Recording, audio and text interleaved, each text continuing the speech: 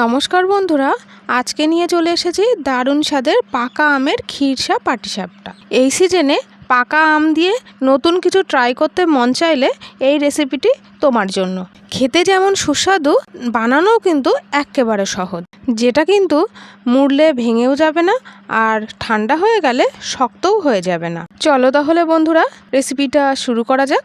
প্রথমে আমি নিয়ে নিয়েছি 150 গ্রাম আগে থেকে ভিজিয়ে রাখা গোবিন্দভোগ চাল। সেটা আমি এখন মিক্সিতে পেস্ট করে নেব। এই চালটা আমি আগের দিন রাতে ভিজিয়ে রেখেছিলাম আর এটা পরের দিন সকালে বানাচ্ছি। এখন মিক্সির বাটিতে হাফটা চাল আমি নিয়ে অল্প একটু জল দিয়ে দিলাম।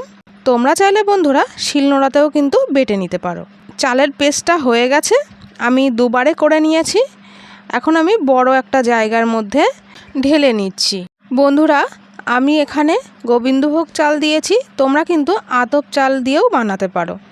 গোবিন্দভোগ চাল দিয়ে বানালে বন্ধুরা এটার কিন্তু স্মেলটা খুব সুন্দর আসে আর খেতেও খুব ভালো লাগে।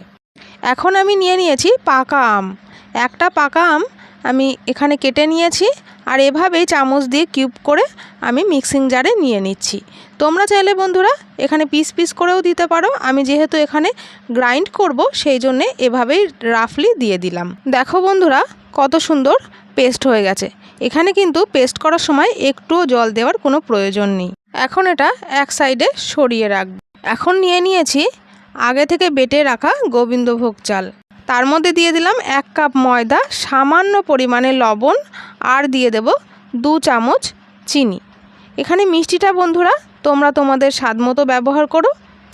আর দিয়ে দিচ্ছি 3 চামচ আমের পিউরি, যেটা আমি মিক্সিতে এক্ষুনি পেস্ট করেছিলাম। এখানে এইটুকু ব্যাটারের জন্য 3 চামচের বেশি আমের পিউরি ব্যবহার করা যাবে না।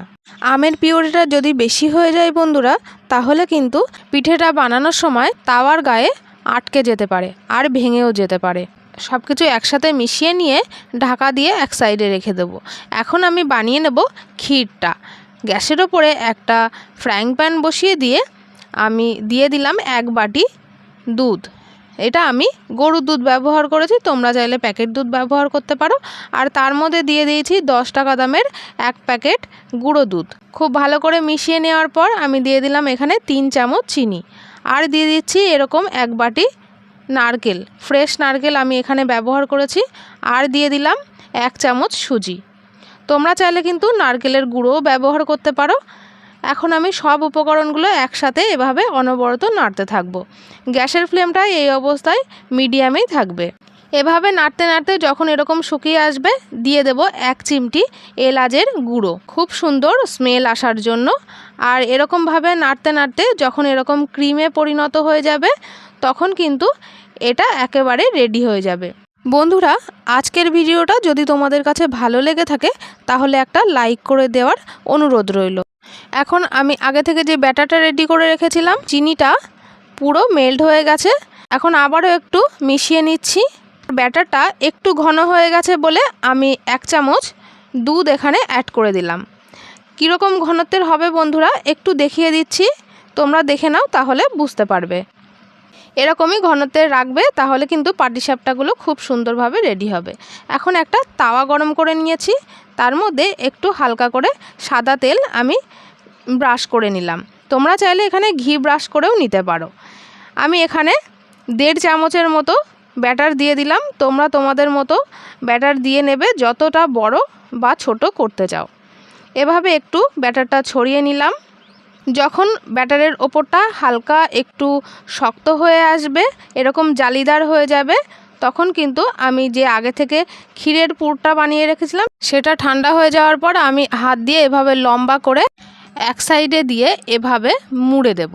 দেখো বন্ধুরা কত সহজে একটা পাটিসাপটা পিঠে রেডি হয়ে গেল, ভেঙেও গেল না বা আটকেও গেল না। এভাবে তোমরা বানাবে, তাহলে তোমাদেরও সুন্দরভাবে রেডি হয়ে যাবে। আমি এই একই রকম পদ্ধতিতে সব পিঠেগুলো একে একে রেডি করে নেব বন্ধুরা।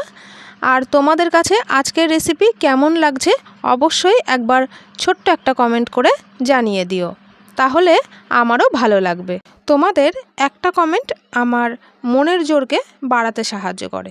দেখলে তো বন্ধুরা সব পাটিসাপটা পিঠেগুলো আমি একই রকমভাবে রেডি করে নিয়েছি, একটাও কিন্তু ভেঙে যায়নি। বন্ধুরা, এই পিঠেটা তোমরা একবার এই পদ্ধতিতে বানিয়ে দেখো, যেমন নরম তুলতুলে হয় তেমন কিন্তু খেতে দুর্দান্ত হয়।